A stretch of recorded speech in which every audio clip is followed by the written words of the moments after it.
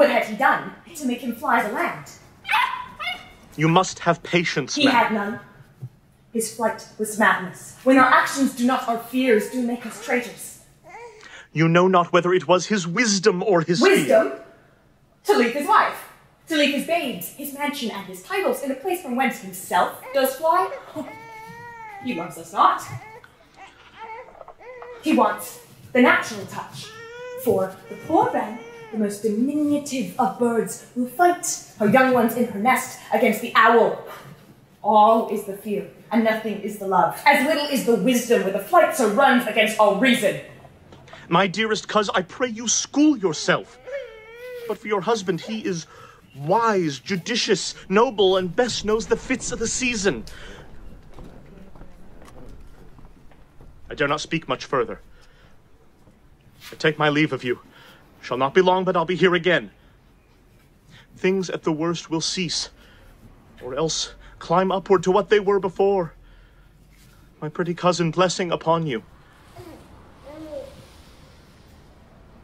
Father he is, and yet he's fatherless.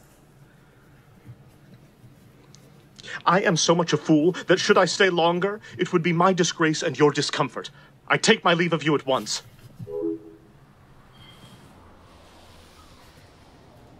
Sarah, your father's dead. And what will you do now? How will you live? As birds do, with worms and flies. Poor bird. Thou'dst never fear the net, nor line, the pitfall, nor the gin.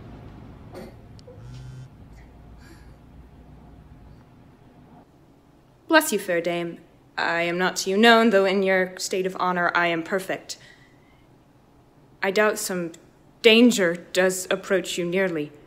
If you will take a homely man's advice, be not found here, hence, with your little ones.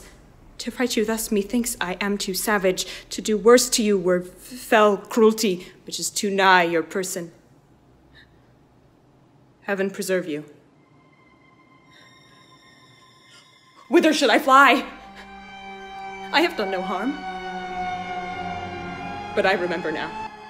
I am in this earthly world where to do harm is often deemed laudable, to do good sometime accounted dangerous folly. Why then do I put up that womanly defense to say I have done no harm? Where is your husband? I hope in no place so unsanctified that such as thou mayst find him. He's a traitor. Thou liest, thou shag-haired villain. What, you egg? Young fry of treachery!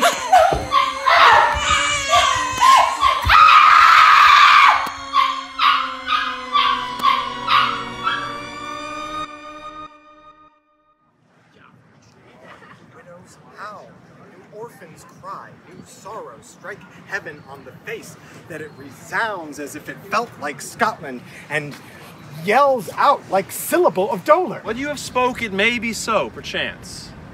This tyrant, whose sole name blisters our tongues, was once thought honest. You have loved him well. I am not treacherous. But Macbeth is. Be not offended. I think our country sinks beneath the yoke. It weeps, it bleeds. I think withal there would be hands uplifted in my right. And here from gracious England have I offer of goodly thousands.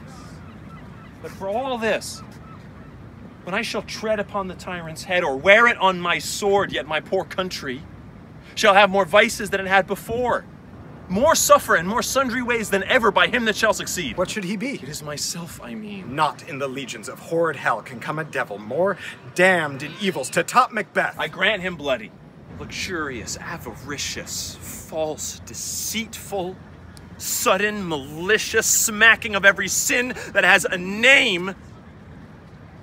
But there's no bottom, none, to my voluptuousness. Your wives, your daughters, your matrons, and your maids could not fill up the cistern of my lust. Boundless intemperance in nature is a tyranny. Were I king, I should cut off the nobles for their lands. Desire his jewels in this other's house. This avarice sticks deep. Yet all these are portable with other graces weighed. I have none. The king becoming graces is justice, verity, temperance, stableness, bounty, perseverance, mercy, lowliness, devotion, patience, courage, fortitude, I have no relish of them. Oh, Scotland, Scotland. If such a one be fit to govern, speak. I am as I have spoken. Fit to govern, not to live. Oh, nation miserable, fare thee well. These evils thou repeatest upon thyself have banished me from Scotland. Macbeth! This noble passion, child of integrity, hath from my soul wiped the black scruples, reconciled my thoughts to thy good truth and honor. The God above deal between thee and me. I am yet unknown to woman. Never was forsworn, scarcely have coveted what was mine own. Would not betray the devil to his fellow and delight no less in life than truth. What I am truly is thine, and my poor country's to command. Whither indeed, before thy ear approach, my cousin Seward with 10,000 warlike men, almost at a point we're setting forth. Now we'll together, and this chance of goodness be like our warranted quarrel. Why are you silent? My ever-gentle cousin, welcome hither. Good God, betimes remove the means that makes us strangers. Sir, amen. Stand Scotland where it did. Alas, poor country almost afraid to know itself. It cannot be called our mother, but our grave. What's the newest grief? That of an hour's age doth hiss the speaker. Each minute teems a new one. How does my wife? Why? Well. And all my children? Well, too. The tyrant has not battered at their peace. No, they were well at peace when I did leave. Be not a niggard of your speech. How goes it? My lord, now is the time of help.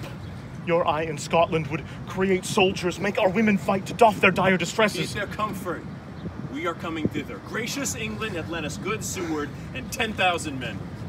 Would I could answer this comfort with the like, but I have words that would be howled out in the desert air, where hearing could not latch them. What concern they? The general cause, or is it a fee grief due to a single breast? No mind that's honest, but in it shares some woe, though the main part pertains to you alone. If it be mine, keep it not from me. Quickly, let me have it.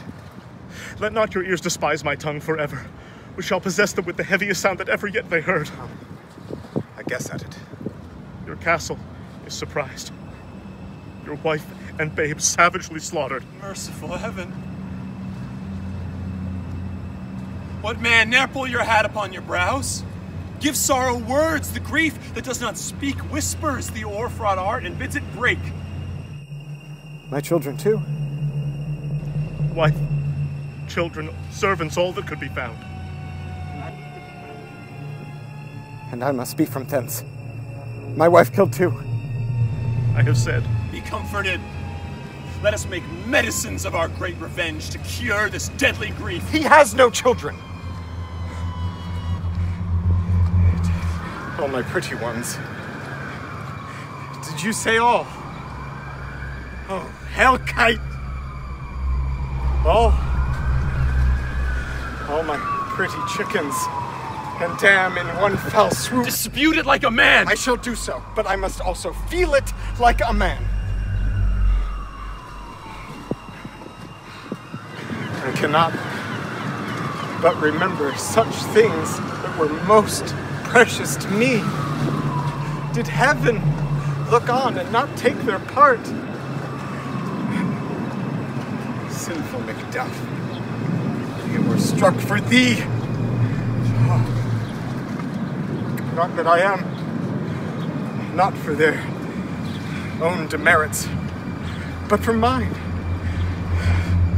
Fell slaughtered on their souls, heaven rest them now. Be this the whetstone of your sword.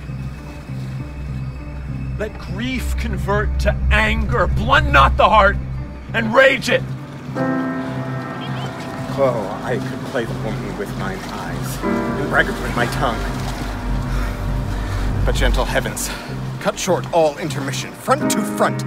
Bring thou this fiend of Scotland and myself within my sword's length. Set him, if he escape, heaven forgive him too. This tune goes manly. Come, go we to the king. Our power is ready. Our lack is nothing but our leave. Macbeth is ripe for shaking. The powers above put on their instruments. Come, receive what cheer you may. The night is long that never finds the day.